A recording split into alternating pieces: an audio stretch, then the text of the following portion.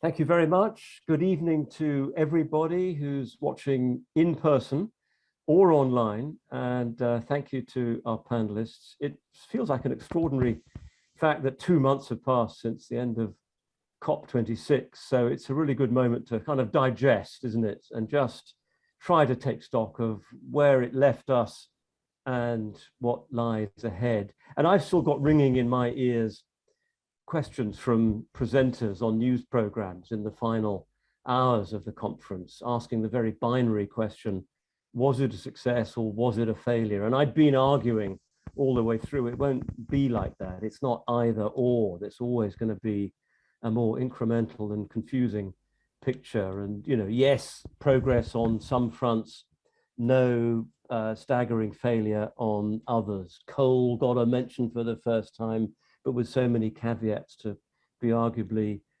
meaningless. Yes, there were great coalitions of the willing, but lots of holes in the various plans that those coalitions announced on deforestation or methane. Yes, there was the promise for accelerated carbon cutting plans with the NDCs, but how seriously does everybody take those? So pros and cons, impossible to give, I thought, a binary answer, but we'll endeavor to dig into this and try to come up with some assessment of where we are. And we've got an expert panel to do that with. What I'm going to do is introduce each of them in turn and ask them very briefly in a minute or two, just to give a summary of where they are with COP26, 2 months on, where they think we've got to. So first of all, I'm going to introduce Shailaja Fennell, Professor of Regional Transformation and Economic Security at the University of Cambridge. Great to have you with us, Shailaja. Look, the floor is yours just for a minute or two for a very brief summary, if you would. Thank you. Thank you so much, David. So just where I'm at, I think for me, the mention of methane was important. I'm delighted that the global methane pledge was brought about with 100 countries, but I'm saddened by the fact that it wasn't linked to waste and plastic and the circularity of food systems. So where I'm at is thinking about what countries can actually do. Not going to talk about the loss and damage because that's a whole issue, but just in terms of what we can do to talk about global equity, we need to have local solutions to manage our own plastic. Otherwise, we're going to keep exporting plastic to developing countries. And that's a second order of loss and damage. We're going to make it even harder for them. So that's my 1 minute, and I'll hand it back to you, David. That's admirably brief and concise and clear. And you're absolutely right. Plastic and waste, I don't recall getting much of a mention during the fortnight in Glasgow. But thank you for that. And we'll come back to that topic. Next up, Paul Eakins, Professor of Resources and Environmental Policy at UCL, who's got the most splendid background picture of any of us. Paul, your minute or two to tell us where you are. Well, thank you, David. And I think I'm very much where you are, which is that, firstly, I think it's really important to be positive about this. We're in a better place now than we were before COP26. All those commitments that were made, if they're kept, we can get the temperature down to 1.8 degrees. I think that's the most optimistic calculation I've seen. But of course, if they're kept, and we've been there before, there have been lots of commitments made in the past that have not been kept, and on the same subject sometimes. So when I'm looking at the inefficient fossil fuel subsidies, the G20 has been saying it's going to phase those out for at least 8 years. And similarly with deforestation, the wording in the deforestation commitment was almost identical to the wording in the commitment in 2012. So plenty of reason to be skeptical. What do we need to do now? We've got to get rid of fossil fuels as fast as possible. And I mean as fast as possible, not as fast as comfortable, nor as fast as convenient, but as fast as possible without crashing the global economy. And that means no new fossil fuels. That's not a particularly radical thing to say after the International Energy Agency's zero carbon scenario. No new fossil fuels. That means coal in Cumbria and Cambo in the North Sea, as well as a whole heap of other stuff. And we've got to be absolutely clear about this. Then we need this massive shift of investment to zero carbon, from the oil companies to zero carbon, but from lots of other people to zero carbon. as well, zero carbon energy sources. Then we need a massive effort to regenerate nature by completely reforming agriculture. I'm going to leave that little chalice to Patrick, my old friend, who I haven't seen for a very long time indeed, because I know that he knows much more about that than I do. And finally, we need a Marshall Plan for developing countries. Developing countries are going to develop. And if they're not given help to develop in a low carbon way, they will develop in a high carbon way. And I think that's going to become very clear in COP27 in Africa. And at the moment, the rich world, who haven't even got together 100 billion, despite what they promised in 2009, i.e. 11 years ago, nearly 12 years ago, can't even get together the 100 billion, and they're going to need 10 times that at least in order to have this Marshall Plan for zero carbon development in the global south. So there's a lot still to do. Well, that's a great stall you set out there, Paul, and we'll hopefully get back to some, if not all, of those points of yours. And you've teed up our next speaker, Patrick Holden, founding director of the Sustainable Food Trust. Yes, agriculture did not, a bit like with waste actually, did not get exactly headline billing at the talks in Glasgow. Patrick, the floor is yours for a minute or two. Well, thank you very much. I mean, it was missing in action on the main stage, the discussion about agriculture, and that raises, which is obviously for me was very frustrating, because whereas agriculture is the planet's main land user today and has absolutely been part of the problem, it has the potential to become part of the solution, and that potential has not yet been grasped. Why is that? I think a number of reasons. There is confusion amongst policymakers, which is probably reflecting the confusion amongst scientists as to whether the best way to address climate change through agriculture is through land sparing, which means farming more intensively on the best land to save more for nature, or land sharing, which is farming in harmony with nature and letting the two coexist. That's one thing. That's exacerbated by the rewilding bandwagon, which is, rolling strongly. And of course, further exacerbated by the ruminant debate and methane, because there's a lot of people who think that we have to cut down on ruminants in agriculture in order to get a quick win on methane reduction. And then finally, I think there's a public addiction, or a perceived addiction, to cheap food. And politicians are wary about taking any action which might make food more expensive. I think that the final challenge is that changing farming is not a small thing, it's a huge thing. It's going to mean the biggest change in farming practice since the Industrial Revolution. It's going to mean a return to mixed farming, and it will mean that all farmers will have to farm differently and we'll have to eat differently. So that's just a taster. So those are some of the reasons, but I believe I'm optimistic too. I think we can overcome them all at COP27. I love to hear that sense of bounce in your voice there. That's terrific. Thank you, Patrick, very much. With us also is Farhana Yamin, environmental lawyer, and those who know Farhana or heard her speak will know many stories of previous COPs representing small island states, developing countries, trying to raise their profile in the negotiations. Farhana, great to have you with us. Give us your brief summary of how you think things look at the moment. Well, thank you, David, and the Frontline and the Conduit. I guess I've been to nearly all of the COPs, and this one was spectacular in terms of the mismatch between what it delivered and what people think it delivered or wanted it to deliver. There was a lot of greenwashing. There was a huge PR coup for the UK government. They played that very well. A whole bunch of announcements in the early days, in the first few days, dominated the headlines, and not so much, by the end of week one, when half those announcements are subject to a bit more of a thorough analysis, and half the countries who signed up to them are casting doubt, or withdrawing, or saying, actually, we didn't really mean it in this way. And by the way, this announcement was conditional on finance or on other conditions being met. So a massive credibility gap now opening up between where we are. That 1.8 figure that Paul said is the most optimistic of the most optimistic scenarios. And I think, Paul, you should qualify that before giving that as a blunt figure. The figure by Climate Action I did say it was the You most did say it optimistic. depends on promises being kept. It's 2.4, and then it Yeah. comes down if all these heroic assumptions are made. So the very, very, very optimistic scenario is not a realistic one. And that's what needs to be understood by everyone. That is not a realistic scenario. We just read today, most of you get Carbon Brief, and if you don't, please do. US emissions a year into the most climate committed presidency are 6.2% higher, 6.2% higher in 2021.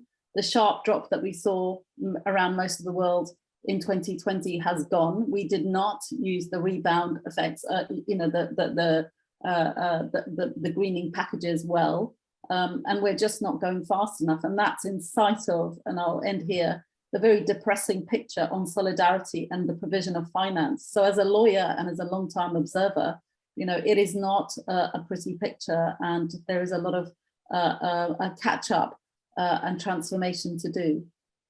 Farhana, thank you very much indeed, and we'll come back to that. So hold those thoughts, and we'll get into that in more detail as well. Last but not least, Jeevan Vasagar is Environment Editor of the Bureau of Investigative Journalism. Jeevan, I don't know if you were at COP26 or had colleagues there, but give us, as the others have done, a nice, brief, concise take. I was at COP, David. It was actually my first COP. And I think going into it, I don't know if people gathered here, remember a program called The X-Files. There was a poster on the wall behind one of the characters saying, "I want to believe," in his case in UFOs, in my case, in the ability of the world to deal with this collective challenge. I went in thinking, I want to believe. I'm afraid I came out extremely pessimistic. I felt there were breakthroughs, as a number of the speakers here have pointed out, particularly on deforestation, on coal being in the final text. But overall, the scale of the action wasn't enough, and the language wasn't tight enough, and I'm not clear about what the enforcement mechanism is going to be. And I think there are two news stories that I've seen since COP that have really kind of confirmed my gloom. For me, it was the stats that came out of Brazil at the end of last year about the scale of deforestation in the Amazon, 15-year high. I mean, really staggering, a country that's completely prioritizing economic development over environmental protection. And the second story was a slightly more technical one about the EU and its taxonomy for what it considers sustainable energy, and including natural gas in that taxonomy. I mean, quite a nerdy story that not many people noticed, I think, but really significant. The EU, a country, a collective of nations that we look to for leadership, really failing to provide leadership. So those are two things that made me very gloomy. One point that we might come back to in this discussion is whether multilateralism works when confronted with a challenge like this, or are there other ways, other things we need to think about in terms of how we address this challenge? Well, that's a really interesting point. So thank you, Jeevan, for bringing that one up. In fact, all of those points. I should say that we are still hoping that another panelist who was invited will join us. That's Will Webster, who's the Energy Policy Manager for Oil and Gas UK. He did join the first round of this discussion in October ahead of COP, and it was fascinating to hear his perspective. We're hoping he'll be able to join us this evening, but no sign of him so far. But we'll keep scanning to see if he's able to join. Can we, and I should say to everybody watching in person or on Zoom or whatever, that please send in your questions. We're very, very keen to get your questions, and we'll endeavor to get through as many as we can. But let me, while people think of questions, find out how to submit them and all the rest of it, let's tackle head on what I guess is the headline out of COP. And Farhana, you mentioned the UK government spin on this. The whole question is 1.5, ministers at the end of it saying 1.5 has been kept alive, that has been delivered. And I think really we should just drill into that a little bit. I mean, technically it would be alive if we're at 1.49, and heading the wrong way. But anyway, Farhana, do you want to pick that up? I mean, in your view, is there anything out of all of these initiatives, anything out of the mention of the word coal in the text, anything out of all of this stuff that does mean that 1.5 is perhaps a bit more alive than it was in late October before COP began? So I think absolutely, and I think what is a huge victory for the vulnerable countries is that everyone is now agreed that 1.5 is the metric of ambition that is needed, and that was not the case. You know, even in Paris, it was, you know, two degrees, but strive for 1.5. And so 5 years on, 6 years on, that is a huge credit to the diplomacy and to all of the scientists who have stressed that there are horrendous differences between the impacts at 2 degrees versus 1.5. And what's sad is it's taken, you know, a decade and a half to get to that point. I was in COP15 in 2009, where we put forward the 1.5 degree target, and then we just got a line in the Copenhagen, you know, Accord, which was 1.5 pages long, saying that the 2 degree limit would be reviewed. So the result of that review has taken in itself sort of the best part of a decade. So it is a huge achievement. And I think what's now needed is for every company, every country, every individual, every household, every local authority to translate that into their own targets, timetables, and to really act on it. So there is a huge victory there, and I'm very proud of that. Not let go. But let's take that as read, that face, you know, that you've got the language in there after this long battle over so many years. But I mean, actually, are we any closer to delivering it?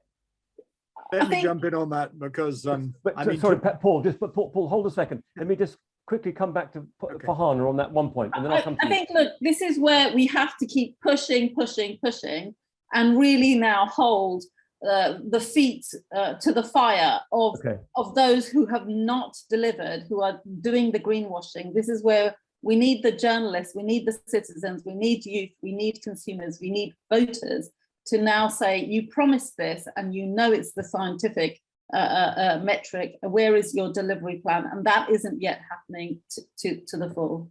Got it. Fair enough. Paul, okay, you're itching to come in there. Thanks, Farhana. Yeah, Paul, because on the 1.5, is it really alive? No, for me, it's not. I think Right. if you look at the science, it's quite clear that we've already blown 1.5. Probably if we didn't emit any more carbon dioxide or other greenhouse gases now, we'd reach 1.5 by the end of the century anyway, and then go beyond that. If you look at the climate record. But to me, that doesn't in any way invalidate what Farhana has said politically, that is the fire to which the feet have got to be put, because that's what the politicians have promised us on the basis of the science. I think at least the fire is there, and the feet have got to be dragged to it. Indeed, we will need to move to a different slogan. And for me, the slogan that gets me out of bed on Monday morning is every ton of carbon counts. Every ton counts. So that 1.6 is better than 1.7, and 2 is better than 2.4, which was the number that Farhana was talking about. And so it's every ton counts, and we can all of us can deliver tons. Every individual of us can deliver tons when you look at the average carbon emissions per head in a rich country like the UK. So that to me is where we're at, because I'm afraid we're going to be sailing past 1.5 by 2030. Okay, thank you. And that mustn't be regarded as the ultimate failure. Okay, well, let's pick up with some others. Shailaja, I mean, obviously, you know, with the subject that you've drilled into in great detail, the waste, and you mentioned the plastic. I mean, you know, obviously that didn't really get a look in. Does all of that mean that 1.5 looks as elusive as ever? I think it's a really important question, David, and it kind of feeds off what Paul was saying. If we think about the methane pledge, it was fuel, it was agriculture, it was waste, as Patrick said, those other two didn't get a mention. It was supposed to include all of them. But just let's look at the stats for last year, 2019, 2020 for the United States. And the UK is second in terms of a lot of the waste. But the US, which is the biggest waste exporter, is shipping over the course of 2019, 2020, 225 containers per day to other countries.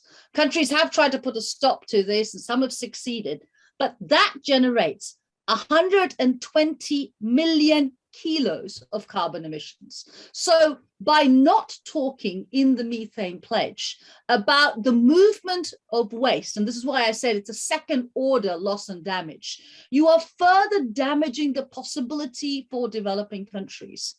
And while Paul says Marshall Plan, it doesn't make sense to talk about instruments for delivering or donor aid if we're not going to be honest brokers ourselves in terms of what we're doing. So the plastic waste amendment, just the plastic waste amendment at the UN Bâle Convention, the US refused to sign it. You know, this doesn't make sense, exactly as Farhana says. You can't say on one hand we believe in this, on the other hand we're not going to do this. So does this add up then to, where does that leave you on 1.5? I don't think, without the waste and the food system angles being brought in, even if we try to get to 1.5, we won't, because we have not fully understood the sources of methane. We might have got some wrong, but it's not going to work because fuel alone won't get us there. Though I completely agree, every kilo of carbon, but that must be included in waste. And I gave a horror fact last time. Everyone said, you know, waste the size of Delhi. In terms of the food waste, the land that is lost in terms of that food being thrown away is already the size of one India. So we're doing it really badly. And we will continue to do it badly unless we bring food systems right into the story, from production through to consumption and the core concept of the circular economy. Let's stick with the food theme, Patrick. Given this, given your earlier remarks, tell me your position on whether 1.5 is, which was the headline goal of Glasgow, wasn't it? Is it genuinely alive as a goal, do you think? Well, I don't think I can add to my colleagues, and they know more than I do about what's achievable. What I would say is that whereas until now we've been talking about cutting down on emissions, which is obviously essential, agriculture is key to the potential of sequestration, but only if we change our farming systems. And this is where it's contentious, because by the way, the soil is the world's second largest carbon bank after the oceans. So that's an important point to remember. So that gives rise to the question, could we harness the potential of agricultural change to re-sequester some of the CO2 that's been lost during the industrial agriculture period back into the soil? And the answer to that is only if we fundamentally change our farming practices. Right. We obviously have to give up nitrogen fertilizer, but we have to do much more than that. We have to transition to a mixed farming system with a fertility building phase. And only if you do that will you lock up CO2 into the soil. And the problem with that, at least according to the skeptics, is that two things. One is that we need ruminants to turn the fertility building forage into food that we can eat. And secondly, there are people who think we'll never feed the world that way. And that leads to the waste question. So just on the ruminant question, we are of the view in my organization that if you farm correctly, the methane emissions from livestock animals fed on forage can be more than offset by the soil carbon gain, but only if you farm correctly. But that won't be enough. We'll have to change our diets. We'll have to eat the products which come from regenerative farming systems. That's a big dietary change. But paradoxically, it'll mean that we do need to eat the red meat from grass-fed ruminants. We have to stop eating the cheap chicken and the cheap pork and all that sort of stuff, which has caused so much of the land use change. Could we do this? Yes, we could. In fact, I'd go further than that, say, yes, we must, because as I mentioned before, farming is now the predominant land user on the planet. It's not any longer, you know, pristine rainforests and all those wilderness areas. We've got rid of those, or we've taken all the fertility out of the land. So we must change our farming systems. This is right up there in the hierarchy of actions we need to take, not least because we can draw down CO2 from the atmosphere. Thank you. And Jeevan, you mentioned the terrible stats about deforestation in Brazil. I mean, does that rule out 1.5? Just to get back onto that topic there. I think probably the simplest answer to the question, and there are probably others who are more expert on this than I am, but the answer is, I think, to look at the plans of the big emitting nations and to look at the sort of US and Chinese plans, and they're still they're still inadequate, I think, and without those countries making greater progress, I think 1.5 is not going to happen. So I think that's the simplest way to answer that question, David. Okay, so that's a great set of perspectives on that headline issue, and we're getting some great questions in from people in the audience, and let's have a go at some of these. So one is a UK focused one from Francis McGuire. What do you think the UK government will try to achieve from here to COP 27? Farhana, do you want to have a go at that? I mean, really, what's achievable? What needs to happen this year? I mean, there was a huge set of issues. For example, loss and damage is the main one that will be the focal point of the vulnerable countries. It has been actually for about a decade since they realized that, that progress was too slow. So this is not something that the UK has done that much about. And I feel it was a huge disappointment that we lost the facilitative, fund, as it were, that could have been established. In principle, this is what we did before.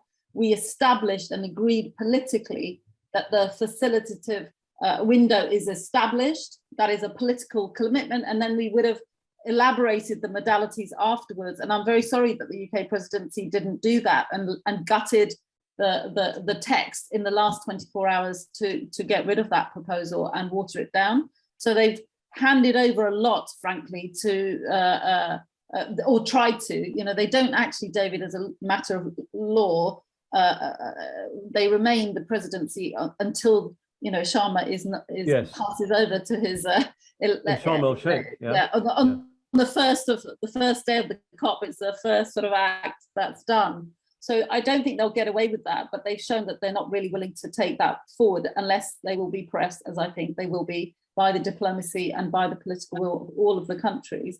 I think they also didn't handle the vaccination issues very well. So again, that actually had a massive impact on the way in which this COP unfolded, and the fact that many of the vulnerable teams had very small delegations, and you saw that on the last day, on the last hours. The big delegations still have their ministers, still have their big guns, and most of our delegations, their ministers are tired and have had to take flights home and so forth. Very small delegations were left at the end to negotiate those things. Yes, so I met a few delegations of one who were just exhausted and outgunned and didn't know what was going on. I think there's a lot of procedural mess that has been left in the way that some of those negotiations were conducted, which is what you saw, that the end game for the developing countries and for social justice and climate justice advocates was very weak. They had got a lot more in previous drafts, and you saw the disappointment. So we'll be trying to make good on those. We're not happy that the UK left us with that. Obviously, no country wants to say its diplomacy failed altogether. No. We didn't, but there's a lot left to do. There's a lot left on. I mean, in fairness, previous hosts of previous COPs have also shunted on quite a lot of other stuff for others to deal with, I guess. The big stuff, the money, the emissions, hot political potato, loss and damage, where are we on those? Yeah, okay, thanks for that. So let's move on to a question from Helmut Maurer. How do we seriously want to tackle climate change without clarifying our position on economic growth based on material consumption? Jeevan, have a go at that. Our consumer society, can we ever tackle this without tackling that? It's a great question, and is a reminder of why the politics of this is so hard, because there obviously has to be a shift in our lifestyle, certainly in the global north, where, for example, if you just look at the question of food, most of us are consuming about twice as much animal protein as we actually need. So we do have to rethink how we do that. I think that we just have to make this palatable to people. And the way to do that is not by saying you have to wear a hair shirt, you have to make sacrifices, but to say there are these attractive alternatives and to think about how we design the architecture of it. In the reporting that we've done at the Bureau of Investigative Journalism, I mean, one of the things that we've done is not put the focus on the consumer actually, but look within the supply chains and say, are there substitutions that can actually be made there? So when I talked about the destruction of the Amazon, it's been happening over the last few years, one of the big factors in driving that destruction has been destruction for agricultural commodities, and particularly soy, which, you know, there have been attempts to stop that destruction for soy, but that's been a massive problem, and that soy is being fed to animals in the West. So there are ways of kind of removing this from our food chain that don't connect to people, and don't say to people, look, you know, you have to consume less, you have to live with less pleasure, you just have to do things differently, and that's the only way we're going to make this work, at least in a democracy. Thank you. And another question's come in here about which, Patrick, you've touched on, but let's hear more about it. It's the potential for soil to act as for carbon sequestration as an alternative complement to other methods to decarbonize. I mean, is it, presumably it's not straightforward. No, it's not. I see you're shaking your head. I mean, so it's not straightforward. And there is a debate in the scientific community about this. The UK Climate Change Committee, in their strategies for English and Welsh agriculture, factor in zero soil carbon sequestration in agriculture. And the reason why they've done that is because they have gone along the sustainable intensification land sparing route map. And they've assumed that the increase in food production which will be needed will come from intensification, thereby leaving more land aside for rewilding. And I recently met an old friend of mine, Lord Deben, John Gummer, at a conference I was at. And I said to him, look, you know, I'm not happy with the position your climate change committee are taking. And he said, well, I'm surprised to hear you say that, because as you know, I farm with livestock in Suffolk, and I'm more broadly signed up to what you've been saying. And I said, well, unless we resolve this, you can hardly expect the government to adopt an approach which takes us down a mixed farming route nationally and actually globally, because we need to go back to farm rotations which build soil carbon. Only by doing that can we actually use the potential of the soil. So I'm hoping to meet the Climate Change Committee in the company of John Gummer within the next month or so to thrash this out, because I think you've got a schism there between the advice that the Climate Change Committee are giving to government, who have to listen to them, obviously, and the view of a growing number of farmers, myself included, obviously, who think that if we return to mixed farming and get it right, we can harness the potential of a soil to re-sequester the carbon that we've lost in the intensive agriculture period. Thank you. And a question from Hugh Raven, who's chair of the Environmental Funders Network, who's at the Conduit Club right now, asking a question. What's your judgment on the proportion of the solution that can come from nature-based solutions?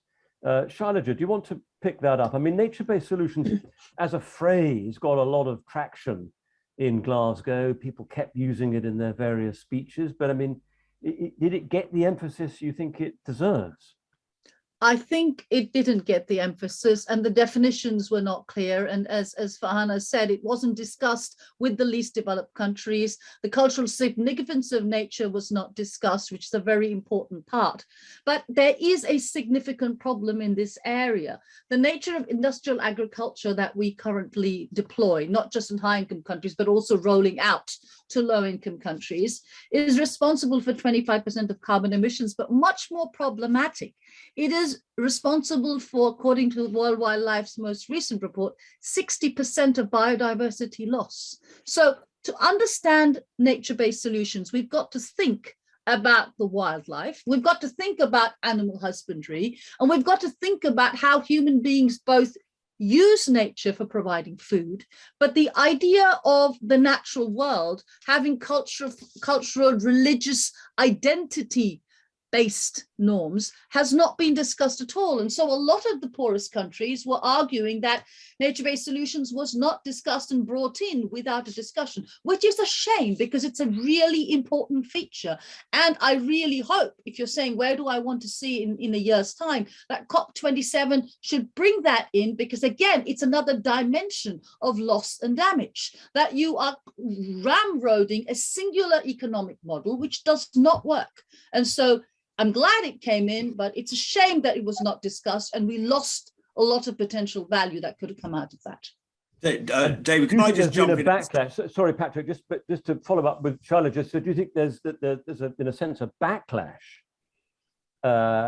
in developing countries to the idea of I don't think it's that simplistic. I think there are multiple notions of the natural world, and we need to listen to First Peoples, to Indigenous groups to understand that, because it's the lack of an open conversation that makes it appear to be contentious. That's my view. I mean, others may have a different view. And Patrick, I'll just give you the floor in just a second, but we just had a message that Will Webster from Oil and Gas UK is on a train and unfortunately not able to join us. So just had that in. It's like a breaking news program here. Here we go. Right.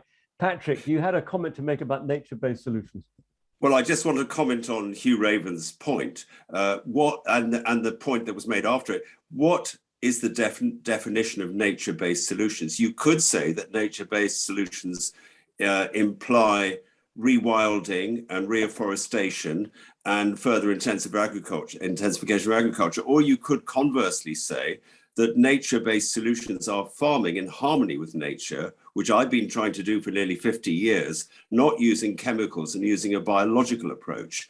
And I subscribe obviously to the latter view, but we do need to clarify what nature-based solutions are in terms of the definition. Because that's right, it isn't defined as it stands right now. That phrase. Not that I know. No, I think it could be a sort of I'm not saying it's greenwash, but it could give rise to greenwash because it's not. It could be loosely interpreted in different ways. Great, thank you. As a question without anonymous attendee, Professor Eakins spoke briefly about what each of us can do and must do. While individual responsibility for change is very important, doesn't focusing on individual actions detract from attention to political action required to make systemic changes to deliver 1.5? I mean, that's quite a debating point, isn't it, Paul? I mean, that we've, over the years, the suggestion that BP hired a smart advertising agency to come up with the concept of a carbon footprint for an individual, putting the onus on all of us as individuals rather than the big oil producers. Do you want to respond to that idea that maybe the emphasis is in the wrong direction? Well, yes and no, in the sense that I think they're both important, but I think there's a really important point of consistency here, which is that I've long given up any thought that our political leaders, so-called, are going to lead on these issues. Our political leaders are going to be pushed on these issues by the people who feel that this has to happen. And for that to happen, the people must know what the implications are for the kind of changes that they're wanting.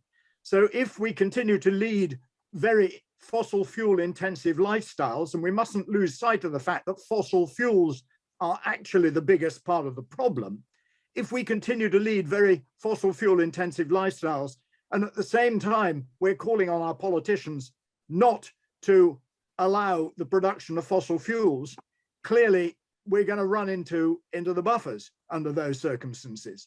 So these two things have to go together. But obviously the political action is absolutely critical. I'm enormously critical myself of when I hear big companies blaming consumers and saying, oh, we're only giving you consumers what you want, when everything the big companies have done is both to get in the way of the legislation that might enable us to live differently, and to buy the politicians to do what will continue to generate their profits. So I'm very, very critical of that and the fossil fuel industry in that respect. But at the same time, if individuals continue to say, well, while the oil's there, we're going to make the most of it and we're going to enjoy ourselves in the way that we've done in the past, then the politicians are never going to feel the heat. And the politicians aren't going to move in the direction that they need to move. So these two things are symbiotic, synergistic, and individual action and motivation has actually got to push the politicians in the direction that they need to go, as well as opening up some of the pathways for action. Because if we leave politicians to do this by themselves, they'll get it wrong. If they're not talking to people like Patrick, we will get agricultural systems that don't work. If they're not talking to people who actually have made their houses more energy efficient, they're going to screw up the building stock. And it's very easy to do that. So it's very, very important that people do stuff and know what works so that they can push the politicians down the right route.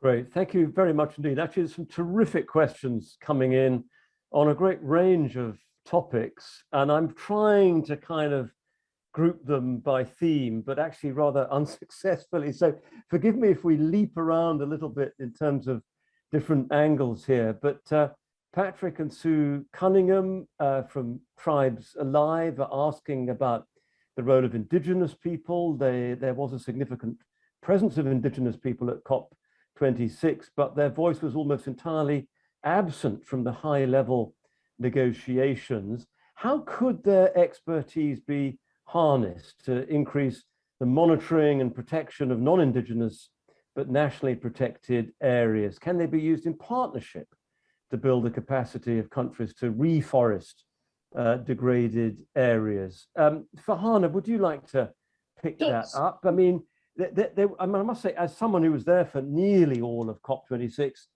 it was a very welcome sight of Indigenous people. But I think it is right to say, Patrick and Sue say, that actually in the final hours, I wasn't aware that they had a role.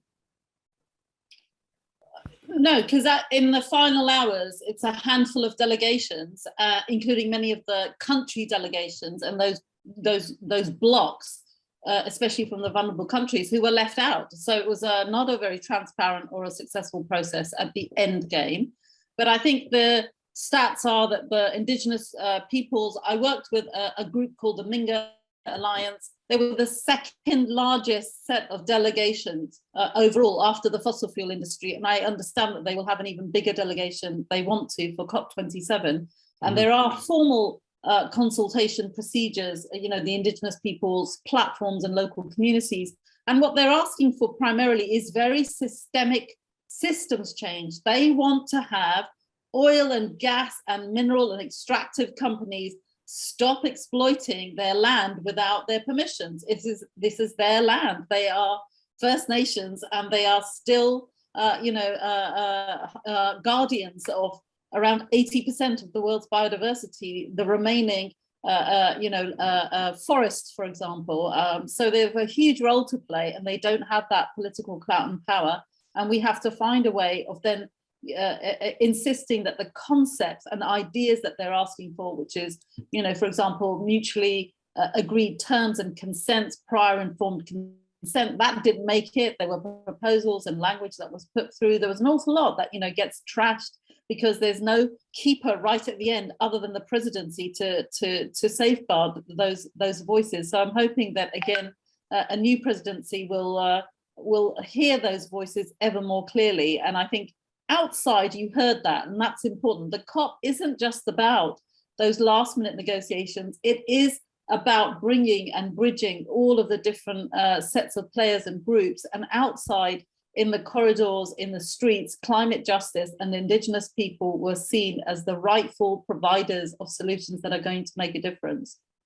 Thank you very much for that. Let's turn to a question from the Guardian correspondent, Phoebe Weston. She's asking about meat consumption and whether we need to reduce it to meet our climate targets. The question is aimed specifically at Patrick, but let me just ask Jeevan to come in on that, because you've made reference to soy production in the Amazon, and obviously cattle grazing is a huge destroyer of the forest there as well, cattle for beef, obviously.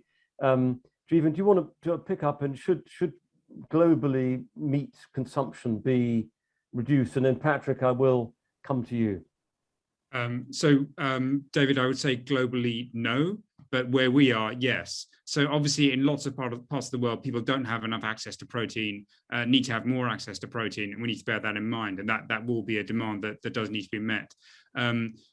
We in the rich part of the world are eating far too much animal protein and need to cut back. And I think the way to sort of achieve that system change is not through kind of impossible objectives like veganism. It is through things like meat-free Mondays, and it is through achieving systemic switches, like shifting the food that's served in hospitals, changing the food that's served in schools, looking for those sort of big wins that kind of cut across the spectrum, rather than relying on sort of voluntary action. So not a blanket ban. And absolutely not a blanket ban. No, that's not going to work. So Patrick, you'd welcome that? Yes, I think in direct answer to the question, overall in the West, as Jeevan has just said, meat consumption will fall. But the critical thing is which meat. We need to differentiate between the livestock products and systems which are part of the problem and those which are part of the solution. And actually, we need to do the same with plants, because it is only through the intensification of plant production, often on deforested land, that the intensive livestock production, which is the main cause of the problem, pigs and poultry fed on soy and other cereals, has given us the problem we've got.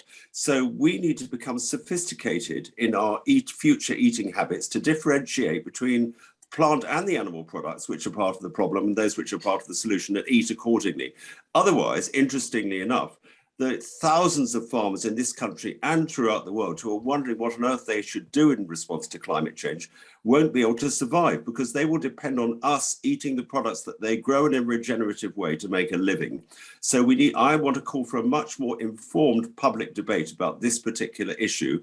And The Guardian, dare I say this, has got it wrong in the past. They've led the charge towards moving to plant-based diets. I come from a Guardian reading family, so there you go. Shailaja, do you want to come in on the meat question? Yes, on an angle of it. In building off on what Patrick said, I think we need to look at a variety of other cereal crops and non-cereal crops that suit the environment better. This emphasis from the Green Revolution that's still there, the big grains, rice, wheat, and maize, they have created a headache. They've also created huge obesity in poor communities in low-income countries. So we need to have a conversation that's far more nuanced. Oats for breakfast, don't go for the quinoa because we don't know what happens to the farmers in Peru. Let's talk about food systems, both local and global. I think Jeevan's point is well made. We've got to have conversations in communities and countries, no blankets and no bans. They don't make sense at all.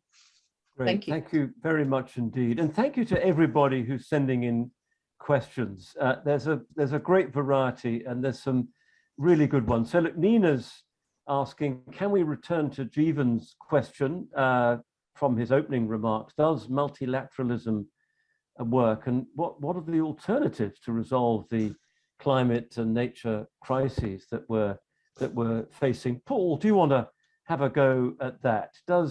And I will come back to you, Jeevan, obviously. What do you sense that multilateralism can work? Or actually, are we in a different kind of era? Well, no, I mean, we're in the era of nation states. That's how we work. And unfortunately, nationalism is becoming more and more prevalent. And we are locking ourselves up more and more in nation states. And so you get the problem of Brazil, for example, regards the Amazon rainforest as its own sovereign resource to do with as it will. And it's only through a much broader sense of common human purpose, if you like, that I think we can get around that. Now, that doesn't have to mean working through the United Nations, although at the moment that's more or less all we've got. And we've spent a lot of time talking about COP. And of course, without the UN, we wouldn't have COP. So we wouldn't have any kind of forum to discuss these matters. I personally think that we will need to move towards clubs of various kinds, where coalitions of the willing kind of thing. Coalitions of the willing, climate clubs, where countries recognize that this is one of the really big challenges, and they decide they're going to move in that direction themselves. And at the moment, that means they will have to protect their economies from the competition from much cheaper food or everything that's made with fossil fuels from those countries that are not yet prepared to go down that route. So I'm a great supporter of the carbon border adjustment mechanism that's been proposed by the European Union, because I feel that globalization is in retreat anyway.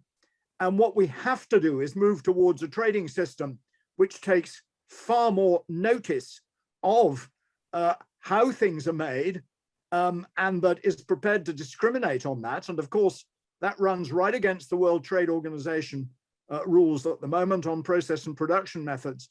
So I think we need a different kind of multilateralism, but I very much hope we don't all get locked up in our nation states, because as Mitterrand said, c'est la guerre. Le nationalisme, c'est la guerre. And I'm afraid I can see many signs of that in the new nationalisms that are being reasserted now. And Farhana, I very vividly remember you describing in one discussion we had, I think a year or so ago, that, you know, you, after many COPs and trying to negotiate on behalf of, I think, small island states in particular, you know, you did feel a sense of despair about the process, the COP process, if I remember that right. I mean, do you see a future in multilateralism, or is it got to be handled in some other way? I think the big mistake that I feel I made and many others have made is to focus too much on multilateralism at the expense of the national, the local states and regions, and those other layers. You know, climate isn't like Monopoly as a game. It's like an onion with many layers. You got to do all the layers. All the layers matter. So individual actions matter. The high street matters. You know, your local authority matters. It has legal powers and jurisdictions. Cities matter. And we have been working in this. If by multilateralism you mean now what's happening, that all of these additional layers are being tackled and addressed, then that is proving much more successful. And for my own part, and I guess mea culpa, and I've tried to spend as much time now on community engagement and movement building and on the local essentially as I do on the international, because we can't do everything from the top with those levers. They're too weak. And it's not the age of nation states, it's the age of empires, and it's the age of billionaires with so much power, that's so much beyond the control of individual nation states, that even they've had to band together to try and do something about that. So I think that is the big realization. And it's also an age that's recognizing that actually the very fundamentals of capitalism are broken. Capitalism does not recognize nature. And that is the biggest problem of all. You can't fix that through a tax, and you can't fix that through a carbon market. And you can go around talking about nature-based solutions all you like, but the DNA of capitalism does not recognize nature. It doesn't recognize, therefore, the people who protect nature, such as Indigenous peoples. And that's, I think, what we're trying to tackle now through these big social movements that have really, you know, lit a fuse under the sort of insider games, the diplomacy games, and said, you know, you're not achieving enough through these year by year COPs. You've got to change the fundamentals at all levels. Okay, thank you. So look, back to Jeevan. It was your comment about multilateralism that prompted Nina's question. You've heard from Paul and Farhana. What's your take? So I'd talk about two different crises that we've all just lived through, and I think point to different aspects of this problem. So the first of them is the global financial crisis. That did actually have a multilateral solution that worked to some extent. We do now live in this sort of technocratic world of central bankers talking to each other.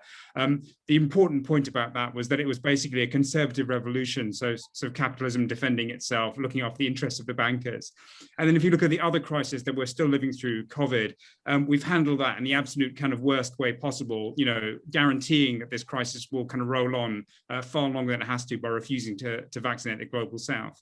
So if you ask me to say, which of these models I think applies to climate change, I think the answer is obvious, right? We're gonna screw this one up.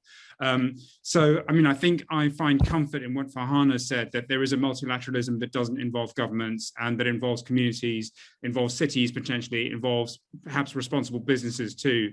But I just don't think we're going to get the global financial crisis response of elites getting together to solve this crisis, because they don't yet feel that their interests are at risk. Thank you for that. Look, we're getting close to the end of the session, but there's some fantastic questions have come in. I'm going to ask one of you to pick up on David Nussbaum's question. He's raised the one that people always roll their eyes at or wince at, but it's geoengineering, an unfortunate necessity or an unfortunate distraction, or what? I'm going to ask Shailaja to have a crack at that. Would you do that? I mean, yeah. I remember it coming up at a conference. I think, in fact, in Copenhagen, there was a marginal group talking about geoengineering, and they were rather embarrassed, and a lot of people were very kind of cross with them. Is it now emerging as more of a theme, given that the emissions graph is going the wrong way, as we've all been saying? I think it's like the lack of definition on nature-based solutions. I don't think geoengineering in itself is terrible or brilliant. If we think about the recent research papers talking about spores, fungal spores and their relationship with rain, which causes which, there's all sorts of really exciting stuff in the natural world, which are forms of geoengineering, which doesn't mean the same thing as, shooting things into the sky, or, we've got to think about what works. I think Farhana's point about capitalism doesn't understand nature is a powerful one, because if you look at the natural world, it is so much more powerful than capitalism in its ability to make or break the life of us as a human species. Understanding that and working with that is incredibly important. And I think one of the problems, and I say this as an academic, is often academic disciplines are really bad at coming back to systems engineering. And that is something that we really need to do and understand. So yes, there can be crazy things or extreme things said across the board, but I think we really have to understand the natural world in its entirety and its complexity. And rainfall is part of that whole story. I mean, we talked about plastics, we talked about waste. It's also linked to land use and water use. The leaching of what we're doing in the natural world on land is going to affect the water. And Patrick started out early on in talking about, water and carbon and land and carbon. And not understanding what natural systems there are is problematic. Working with them for geoengineering solutions is good. The whole discussion on green water, blue water, there are so many things that we can think about. So I wouldn't poo-poo it, but I think it has to be contextualized. Okay, thank you very much indeed. Hey, look, we're getting into the last couple of minutes, really. I just want to ask you all for, like, in one sentence, it can be a longish sentence, I guess, what would you most like to see this year? Farhana, kick off with what would, just in one thought, if you were to leave us with. Oh, we have to fund loss and damage and recognize that fundamentally nature needs restoration and reparations. The word reparation means to repair, and our entire economies need to be about repairing, healing and restoring. So if we can't do that, especially when there are so many negative impacts being suffered by those who did not cause most of these problems, we are lost morally as a society. Yeah, and that's what we need to tackle. And that's what Karam Sheikh must do. Powerful thought. Thank you. Paul, just give us a final thought, please. Well, I'd like to pick up, if I may, Zachary Webb's question about carbon offsets, because I'm really worried about this move to carbon offsets, because most of the initiatives I see on carbon offsetting are excuses to keep emitting carbon dioxide. We're going to need everything we can do that Patrick's been talking about in terms of soil sequestration, in terms of regenerative farming and all that, to take existing carbon dioxide out of the atmosphere. That's what we need to do, to get it back down towards 400 parts per million, 350 or whatever. If we use carbon offsetting as an excuse to keep emitting, and I'm afraid that is its predominant use at the moment, we will find that there's an enormous trade in carbon markets, but atmospheric concentrations continue to go up at 2 parts per million per year because we will be keeping emitting. And most of the carbon offsets are very dubious in the way in which they claim to remove carbon anyway. So to me, we've got to get that sorted out this year because it's going like a juggernaut and it will just simply swamp everything otherwise. And that's a classic thing for Jeevan to investigate, I'm sure. I don't know if that's your final point, or anyway, the floor is yours for a final thought. I think in a sentence, I'd say I'd look to a transformational election in Brazil. I think that's the sort of one of the critical things really to sort of prevent the Amazon degrading any further. Okay, so that's quite a big one to look forward to and keep an eye on. Patrick, and thank you for raising the points as you have done about the role of agriculture. Is there one thing you would love to see this year? Well, I think I want to comment on what Paul has just said, because I absolutely agree about the offsetting challenge. But I think the way to resolve it is through the emergence of a harmonized language of metrics for measuring the impacts that humanity has, not just on climate change, but also on nature, because everybody's now on a race to net zero.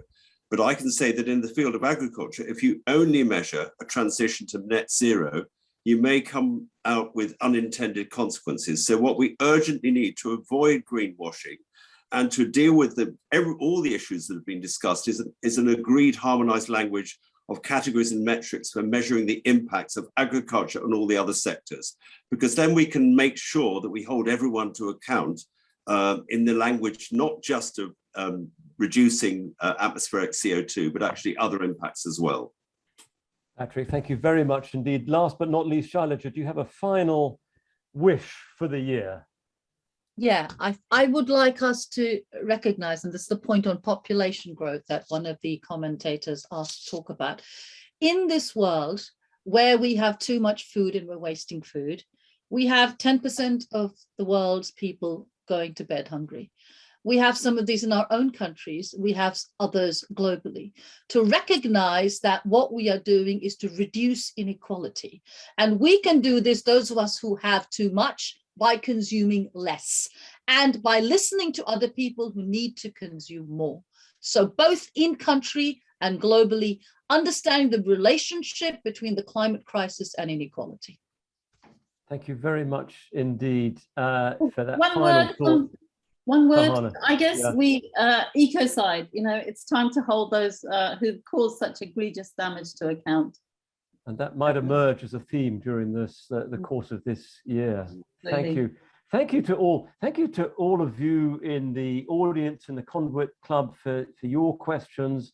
Everybody watching online. It's been lovely to see the big numbers of participants for this event. It just shows that despite other distractions that they might be getting on, garden parties, COVID, all kinds of things, that these topics remain center stage for so many of us. And I think that's an important and positive sign as we look ahead.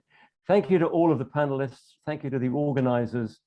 And I'll just say thank you to everybody who's taken part. Enjoy the rest of your evening. And let's just keep our fingers crossed for a happy, productive, successful year. Thank you all. Thank you. Thank you.